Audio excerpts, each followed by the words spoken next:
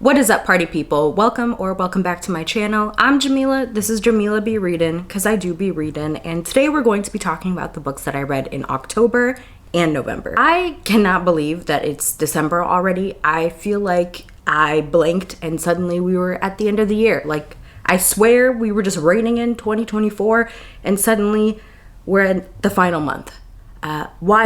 Wild indeed. But in any case, I have books to talk to you about. I never made an October wrap up, so I'm going to talk about the books that I read in October and then the books that I read in November. I have a total of 10 books to talk about through the 2 months. And so let's just get into it. I'm going to quickly start with the 2 books that I read for my attempting to be a horror girly video where I read 2 horror books.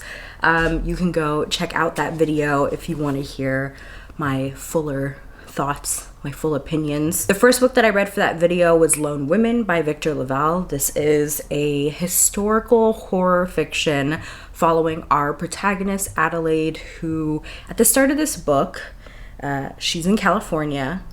We see her burning down her childhood home and farm. Her parents have just died under mysterious circumstances, and she's about to flee to go and become a homesteader in Montana.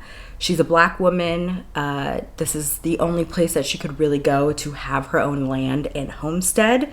And she brings with her her limited belongings, and in particular, this very mysterious trunk that is locked. She keeps the key on a necklace that she wears constantly, and she's very protective of this trunk. Now, what is in there? That's the mystery. We watch as she goes to Montana and acclimates to this area, becoming a homesteader, interacting with the people, dealing, of course, with racism and misogyny, while weird things seem to be going on, in particular surrounding the mystery of what's in this trunk. This book is following, again, themes of racism and misogyny, but also familial trauma, generational trauma, hiding from your past.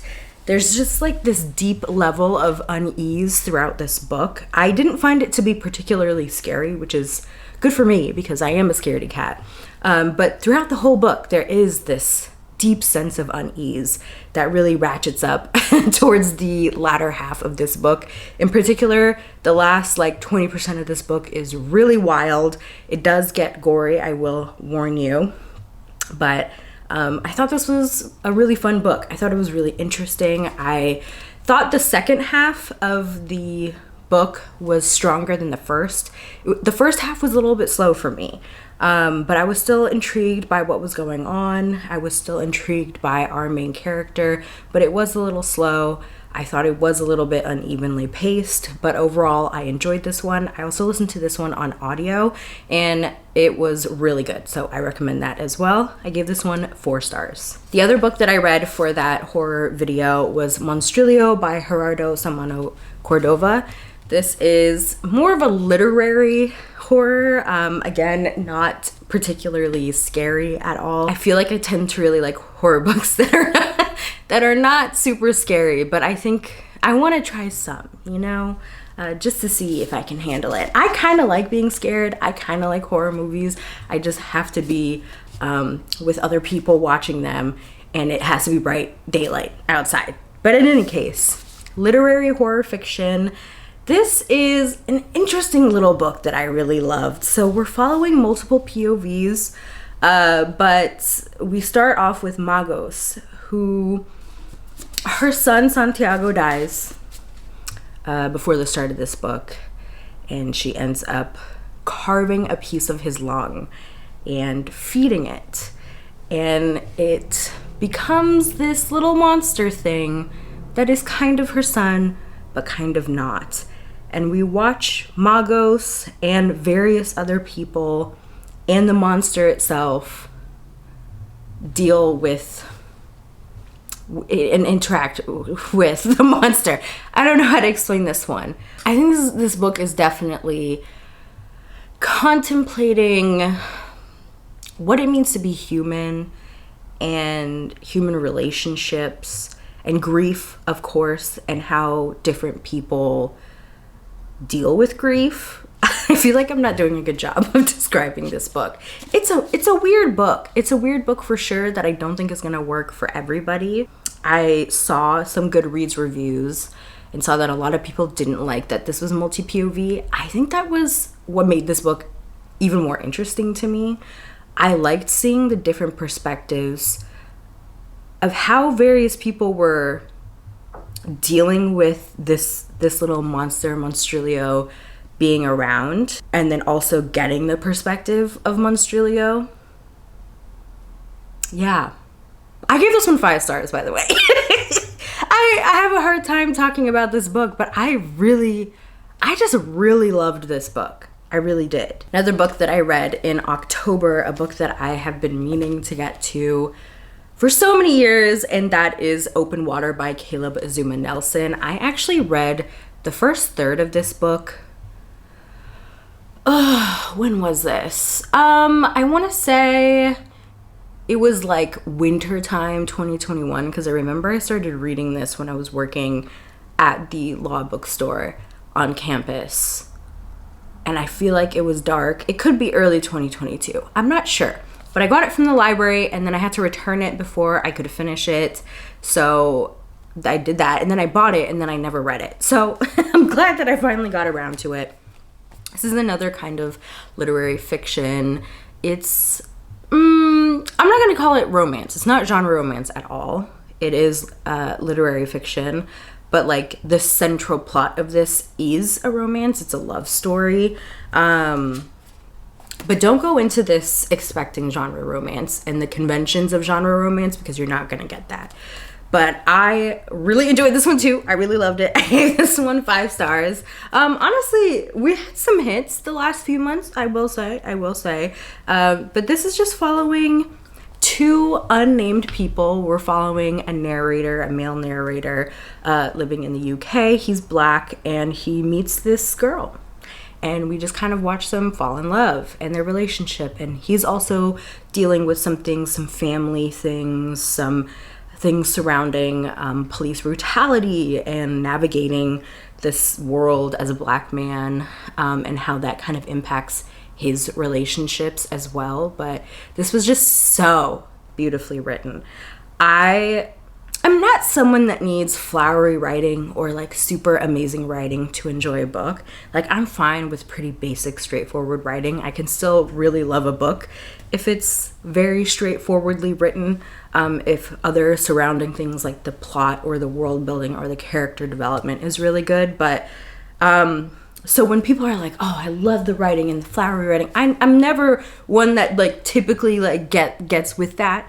But this book made me realize there's a couple of books, like, you can tell people who I tend to find people who are poets writing fiction do so, and it's just so magic. It's like magic when it happens. Like, for example, Honorée Fannin Jeffers, who wrote the love songs of W.E.B. Du Bois, she's a poet by trade, and then she wrote that book, and obviously so much research went into it, but then the actual prose is just so beautiful. And anyways, I think Caleb Azuma Nelson is also a poet, or maybe I made that up. But in any case, the writing was so good. Like, I actually tabbed some lines because I was really feeling it. I was very emotional reading this book. I read it in one night. And honestly, the way I read it is how I would recommend it. So you have a copy of the book, whether it's, from your library, physical. You can listen to the audio, but I actually would suggest reading with your eyes with this one if you can. Because there's a lot of music in this. There's so much about music, and that really enhanced my love for this book. The narrator, like, really incorporates the different music and the vibes in this story. And so anytime a song would get mentioned, I would pause and like go listen to the song. There's actually a playlist on Spotify for this book, but I'd pause and go listen to a little bit of the music and like kind of read what's going on at the same time, and that just really enhanced the experience. I highly recommend that if that is something that you want to do. But yeah, I just love this. Like, there was so much here that was so good. Let me just read you a line. Let's just flip to one of these tabs. You don't always like those you love unconditionally. Language fails us always. Flimsy things, these words. And everything flounders in the face of real gratitude, which even a thank you cannot surmise, but a thank you to her also. She says, language fails us, and sometimes our parents do too. We all fail each other, sometimes small, sometimes big. But look, when we love, we trust, and when we fail, we fracture that joint. She doesn't want to break, and maybe that's not possible, but she doesn't want to find out. She's not religious either, but she knows what she desires. She's looking forward to returning home to a place familiar where coherence and clarity might make an appearance. Amazing. I did read a nonfiction in October, and that was The Message by Ta-Nehisi Coates. I was supposed to go see him. He came to Portland with literary arts, and he was in conversation with Omar El-Akkad, who I really need to get around to reading his books too. But I got COVID in October, and I had to miss it. But in any case, I did listen to the audiobook for it, and it was really good. This is actually my first Ta-Nehisi Coates that I've read, and it's actually really funny because in this book, so he talks about a lot of different things, but he's kind of focusing it on the power of writing and also journalism. It's kind of written as like a letter almost, or he's like addressing his students almost. But the first part is his journey to I believe it's Ghana, and like going to the homeland, returning to the homeland for the first time, and his feelings as a Black American experiencing Africa and all of that stuff. And then the second part is going to North Carolina, where one of his books is being banned, and there's a librarian who's kind of like leading the charge to keep his book in schools, and there's that. And then the latter half, which is also the largest portion, is him going to Israel and Palestine, and kind of his eyes being opened about the plight of Palestinian people. And he relates that back to a lot of his own personal experiences and all that stuff. And in that part, he addresses this 2014 article that he published. And I remember reading this article and me being like, oh, okay, I don't know that I trust you. I think it was like the case for reparations. It was a pretty big article, and I remember reading it back then, or maybe a few years after it came out. And he used Israel as a case study in that, about the case of reparations. And I remember reading it and I was like, okay, I'm not gonna say he's a Zionist, but this is weird. And so that kind of like was always in the back of my mind, and that was kind of the reason why I avoided picking up his books for so long. But then I started seeing him after October 7th, like really being vocal about supporting Palestine and Palestinians and Gazans in particular. And then this book came out, and I was really intrigued to see like what he had said. And the thing is, like, I kind of forgot about the article. It's like something was in the back of my mind, but I couldn't remember what. And then he referenced it in the book, and I was like, oh yeah. So it was really interesting to see his reflections like a decade later about that article and what he's learned since, and how his thoughts and opinions have changed since. So in any case, it was a really fascinating book, and I really liked the thematic joint of like I guess like bearing witness and all that stuff. It wasn't like a 5-star read. It wasn't like totally amazing. I'd give it 4 stars. He's an incredible writer, and I do want to check out some of his past books now, but I think in particular the part about Palestine was very much like someone like learning this for the first time and reflecting on it, obviously in a very thoughtful and well-written way. But yeah, in any case, I don't know where I was going with that. I kind of lost my train of thought, but I enjoyed it, and I think everyone should definitely read it. I gave it 4 stars. Then this is what happened when I had when I had COVID. My brain couldn't really focus on anything too complicated, so I did read 2 romance books to varying degrees of success. The first one was At First Bite by Olivia Dade. I have read Olivia Dade's Spoiler Alert series in the past, and I really enjoyed them. So I was very interested to see a new book from her, not in that series. I know she has a backlist, but even before that series, I just haven't had the chance to check it out. But this one came in, and my library had put it on hold like months ago, and it came in, and I was like, oh yeah. So I read that, and I gave this one 3.5 stars. It's following two main characters, Athena and Matthew. Athena, at the beginning of this book, is engaged, and she purchases this house for her fiance in his hometown next to the house that he already owns. It's called the Spite House. It was supposed to be a wedding gift, but then they don't actually end up getting married. He breaks off the engagement because of his brother, Matthew, our other protagonist. He convinces him not to get married to her. And so she is stuck with this house that she has paid for, and she doesn't really have any money. And so she moves into it. And the house is between her ex-fiance and his brother. Ex-fiance is out gallivanting and whatnot. Matthew's a doctor, by the way, and he is there. And they fall in love. I feel like I'm so bad at describing romance plots. Basically, she tries to get back at him in silly ways and whatnot, and he's actually just like a really nice guy, and understands that, you know, he caused this relationship to end. But yeah, anyways, this was a book. I gave it 3.5 stars. I liked it, but it was like not anything special, and I, to be honest, have not really thought about it since I read it. I will say, if you are someone who's particularly sensitive to like reading about depressive episodes, I would be very careful reading this book, because Athena goes through like a rather long depressive episode that's like very detailed and explicit on the page.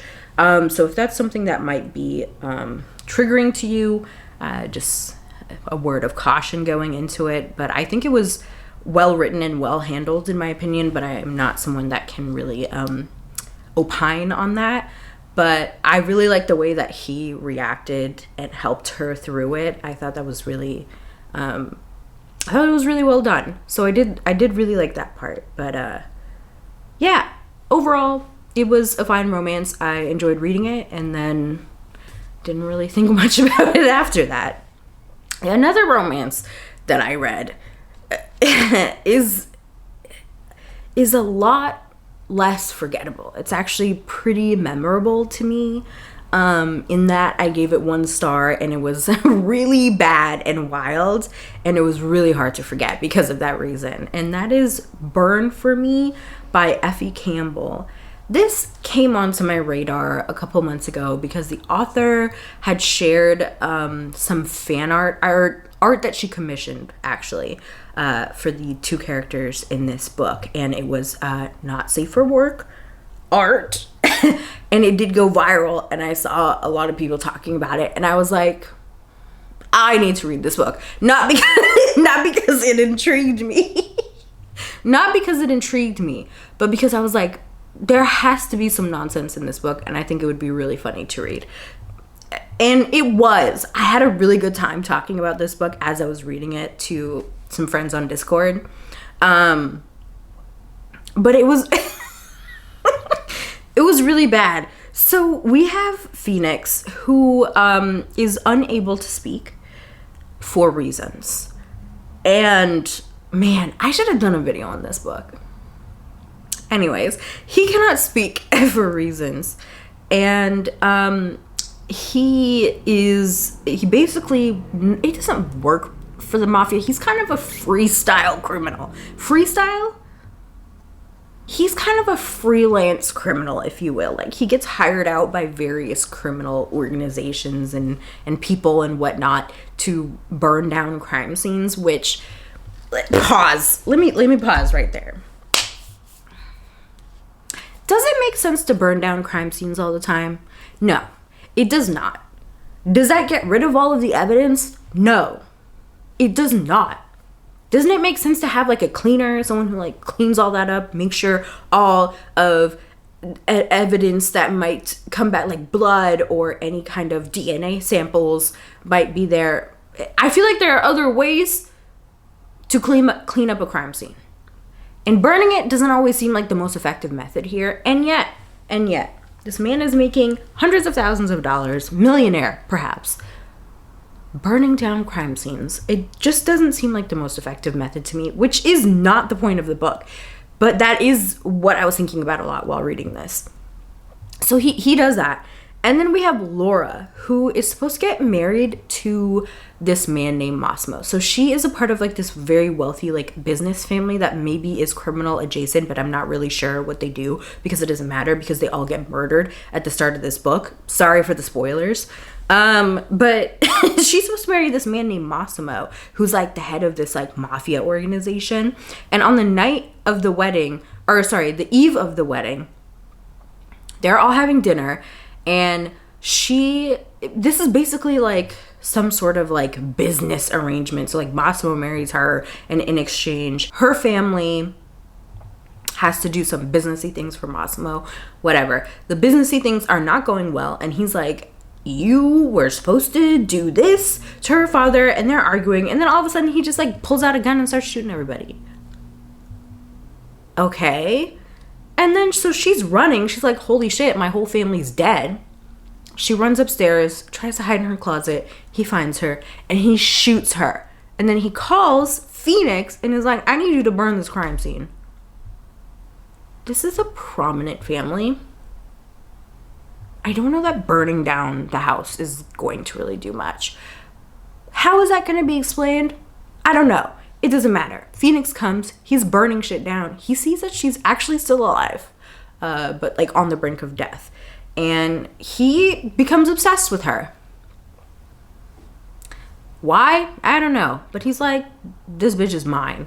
And so he goes and kills her neighbor, who's a man, by the way. An older man. Like when they do the autopsy. Anyways, I don't know what the thought process here was. Kills him, puts him in the house, burns it, takes her on his boat, and I'm just giving you a rundown of this plot now. But he takes her on the boat, and he takes a nap. Mind you, there's a bullet in her chest, and she's bleeding out. He sleeps for like 8 hours, presumably, and she's just there with a bullet in her chest. And then he washes it with soap and water. Crazy work. Is the bullet still in there? Did he take it out? I don't know. Did it go through her? I don't know. It doesn't matter because she like is basically magically healed like in 2.5 seconds so that they can have their weird sex or whatever. You know what? This book was really bad. And yeah, 1 star. Let's talk about November now. I got a little lost in the sauce talking about that book. I started off the month with Bull Moon Rising by Ruby Dixon. I have never read a Ruby Dixon. I never read the Ice Planet Barbarian series. I never checked it out, even though I know it's pretty popular. That just did not seem like my vibe. But you know what? I do love a little urban romance. I love a little weird monster romance on the occasion, and I'd seen some people talking about this, and I was like, I'll check it out. It's like not even urban fantasy. It's like high fantasy romance. It's really interesting. So I gave this one a 3 stars. Again, it's like nothing to write home about, but I did find it interesting, and I will like continue reading more in this series as more comes out. But we're following Aspeth. She's a holder's daughter. But her father is like gambling away all their money or whatever, and so they're on the brink of losing it all. And so she decided that she's gonna join the Royal Artifactual Guild, which is this guild that finds like these magical artifacts. And the problem is they won't let her in because she's a woman and only men can do this apparently. But she needs like a chaperone, so she ends up like getting married to this minotaur. And he gives her permission to join. He is a part of the guild. And so she joins, and her teacher is a woman. And she's, I think, like one of the only women in this whole guild. And she was like famous and legendary, but she's not doing well right now. So what is the Minotaur's name? I forget. No. Hawk. It's Hawk. Everyone in the guild has bird names. Anyway, his name is Hawk. So he is kind of like the de facto teacher of this guild squad, this training guild squad. Yeah, anyways. I'm losing steam. I thought it was fun. I was interested. There was actually like a decent amount of world building, and I was like actually interested in the plot, in the world around it. I thought the side characters were fun. Their romance was fine. It got a little wacky goofy at the end. Oh, the reason, I forget. This is a marriage of convenience. So she needs a chaperone, right? And the other thing is, so there's this thing that happens every 5 years with the Minotaurs where like, it's like a blood moon, the moon, something with the moon. And basically they all get into heat and they gotta like, fuck, like hella, you know what I mean? And so he's like worried because he cannot like leave like many of the other Minotaurs do in this town to like go get wild and freaky for a while. So he's like, oh my god, what am I gonna do? I'm just gonna be a raging horn dog for this next month, and it's gonna like culminate in this one day where he's just gonna he just got it. And so yeah, so that's why they get married, and she's like, I'll bang it out with you. I will do you this one service. Crazy premise. Anyways, I thought it was fun. Nothing to write home about. It was 3 stars. And then I listened to the audiobook for This Is How You Lose Time War by Amal El-Motar and Max Gladstone. This is a very popular book. So many of my mutuals and friends have read and loved this book. I've just been putting it off for so long. But I finally got around to reading it because me and my friends have our mini book club, and this was what we're reading. So I listened to the audiobook. I actually listened to the audiobook in like one day. It's like 4 hours, and I listened to it on 2 times speed, so it only took me like 2 hours to get through. But I really enjoyed this. I didn't know what to expect. I feel like I either hear people say that it's like the best thing ever, or that it was like so confusing and hard to understand. So I didn't know like what I thought. I also don't read a ton of science fiction, really. I'm definitely more of the fantasy side of SFF, or just like mixed speculative fiction kind of genre bending things. But this, there were some things where I was just like, I'm just letting this wash over me. I'm just letting it wash over me, and I thought that was fine. I don't feel like you totally have to like completely understand the minutia of the things that are going on in this book to enjoy it. I just kind of went along with the ride, and it was a good ride. I had a good time. So this is following 2 people, red and blue, and it's like kind of like a futuristic situation. They are both like agents of rival agencies or whatnot, people. They're not human. Anyways, and they're rivals in this war, but they keep writing letters to each other, back and forth, and then they kind of fall in love through this. This is sapphic, by the way, but they fall in love through these letters, and yeah, it's like mostly epistolary, but it's not always epistolary, but most of it is. And we just kind of watch them. What I thought was so fascinating was just like the setting, because and how the letters are being sent. Like it's crazy. I don't even know how to explain this. I feel like I don't know how to explain any of the books that I've read, but I just thought the setting was so interesting and fascinating, and how there's like this time war that's happening, and they're like jumping between time and universes, and like it's not linear at all, but I thought it was really good. I really liked the audiobook as well. But yeah, I give this one 4 stars. I get the hype. It wasn't like the best thing ever to me personally, but I understand the hype and how this really works for people.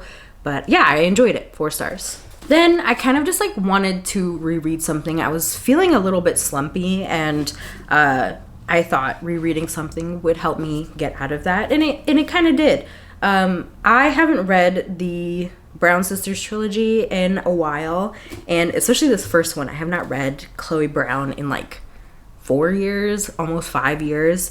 So I wanted to give this a reread, and I'm glad I did. It was a good time. I still enjoyed it. Still a 4-star for me. If you're not familiar with this book, it's following Chloe Brown. She is chronically ill, and has been living her life like very without risk ever since she got her diagnosis.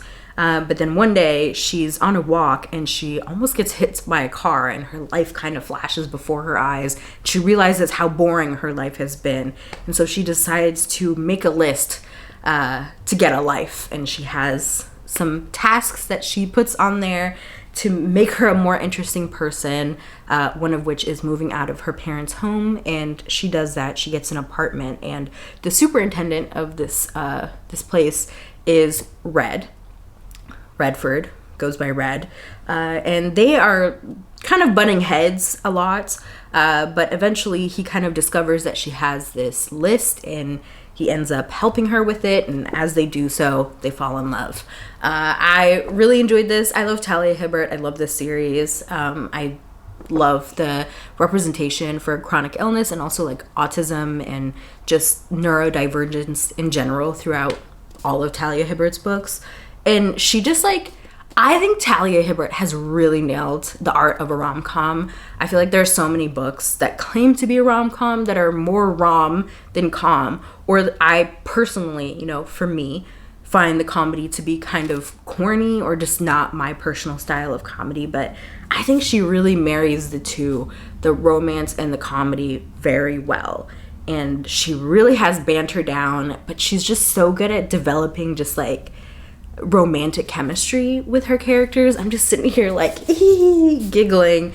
I love it. I feel like chemistry between characters is kind of lacking in a lot of romances lately for me, which that is the whole point. I want chemistry, I want romantic development, and yet a lot of these books are not doing that, but they're claiming to be a romance. I don't get it. But this was so much fun. I think I will probably continue to reread the series. I guess like as I feel necessary, if I just need a little quick thing, a quick pick-me-up. But yeah, it's a good time. I read another nonfiction in November. This is actually a book that I had been reading. I think I started it in October, and I've been reading October through November. And that is The Great Displacement by Jake Biddle. The full title is The Great Displacement, Climate Change and the Next American Migration. I listened to the audiobook for this. This book first came on my radar because of Nathan from Schizophrenic Reads. I saw him talking about this book a lot, and as many people were doing, I was like kind of obsessively watching the hurricanes that were happening in the East Coast.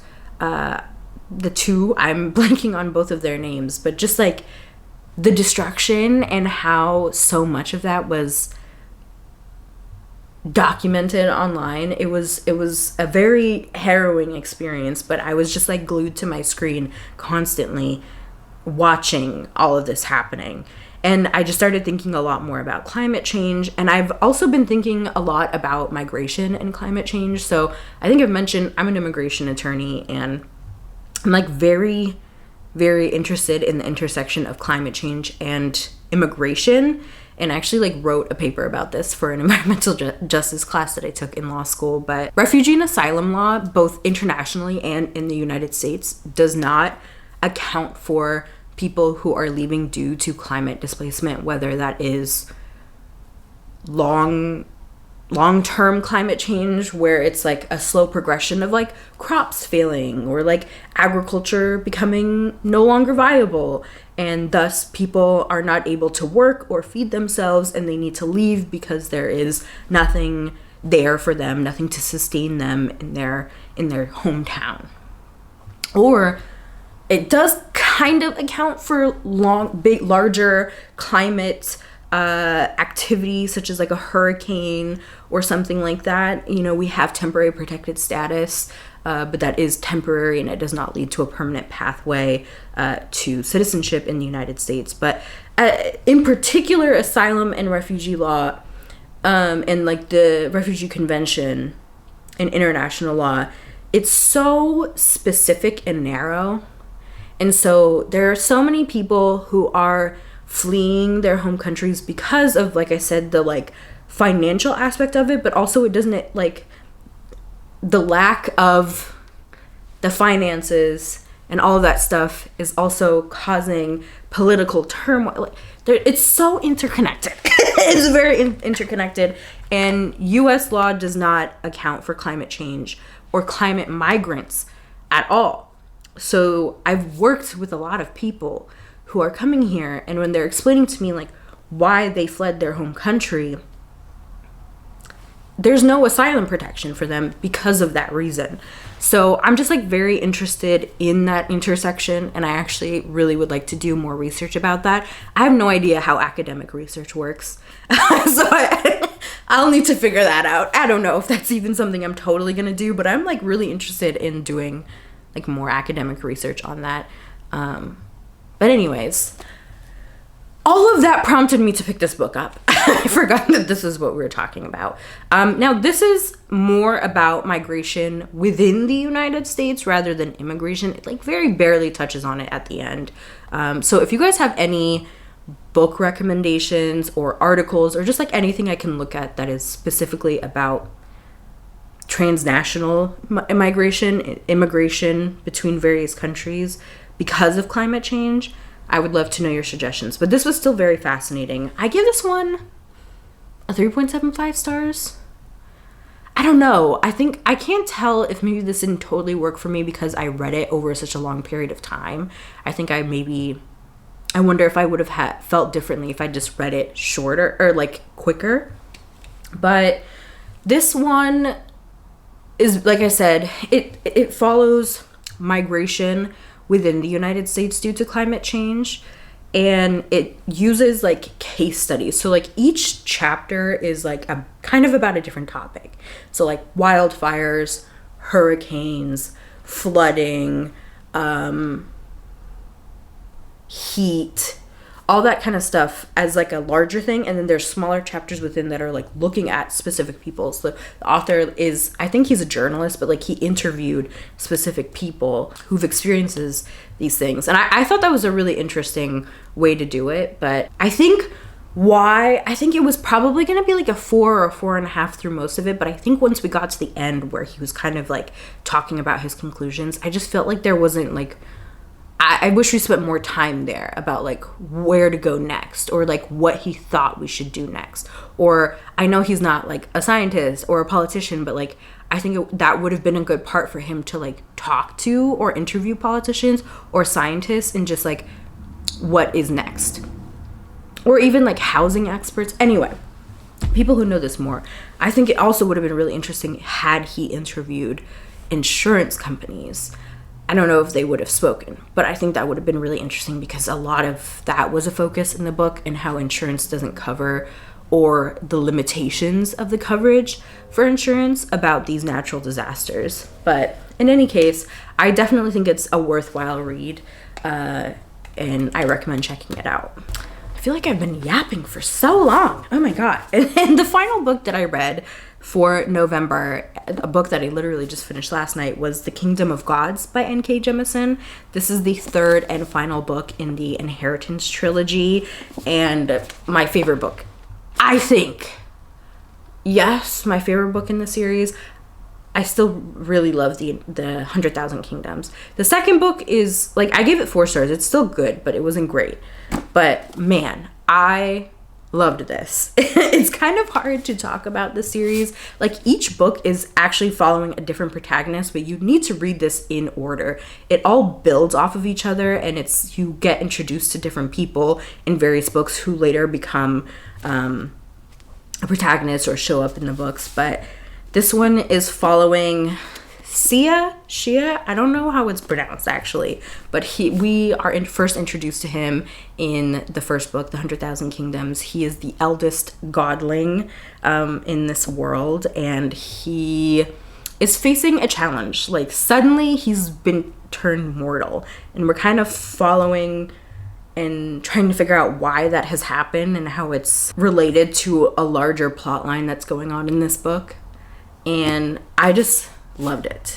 I think if you're someone who's really interested in books about gods and you feel like a lot of books are like not doing it justice, I think you should check this book or check out this series, because I think that this book commentates on like gods and like humanity in a very interesting way, and doesn't shy away from, like, I think what a lot of people like understand are like the weirdness about gods, and just, yeah. I'm trying to think of how to explain this without giving things away, but I think this is the most unique take on gods. It's not even unique. I think it's just giving it the thought and world building that it deserves. I think there are so many books about like a human falling in love with a god or something like that. There's so many books about gods, but I feel like they feel so uninteresting. But this is so interesting, and Jemisin doesn't like shy away from portraying things that are very uncomfortable, but things that like make sense. And she doesn't like hold your hand and like say like this is bad or this is good. She just kind of like writes the story and presents the situation to you, and you're kind of left to interpret what it all means. But anyways, I really like this series. Everyone knows her Broken Earth trilogy. I've talked about it many times. It's one of my favorite series of all time. But please check out this series as well. It is so good. And those are all the books that I read in October and November. Sorry for yapping for so long. I don't know why that took me so long. I guess I had a lot to say. But let me know what you've been reading lately. What have been your favorites of the last few months? If there's anything that you're itching to get to before the end of the year. And I'll check y'all in the next video.